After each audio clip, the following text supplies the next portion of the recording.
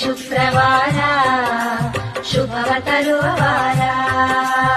ಮುಂಜಾನೆಯ ಮಡಿ ಒಟ್ಟು ಕುಂಕುಮವ ಹಣೆಗಿಟ್ಟು, ಮುಂಜಾನೆಯ ಮಡಿ ಒಟ್ಟು ಕುಂಕುಮವ ಹಣೆಗಿಟ್ಟು, ರಂಗೋಲಿಯ ಬಾಗಿಲಿಗಿಟ್ಟು ಹಣ್ಣು ಕಾಯಿ ನೀಡುವ ವಾರ. ರಂಗೋಲಿಯ ಬಾಗಿಲಿಗಿಟ್ಟು ಹಣ್ಣು ಕಾಯಿ ನೀಡುವ ವಾರ. ಇಂದು ಶುಕ್ರವಾರ ಶುಭವ ತರುವ ವಾರ.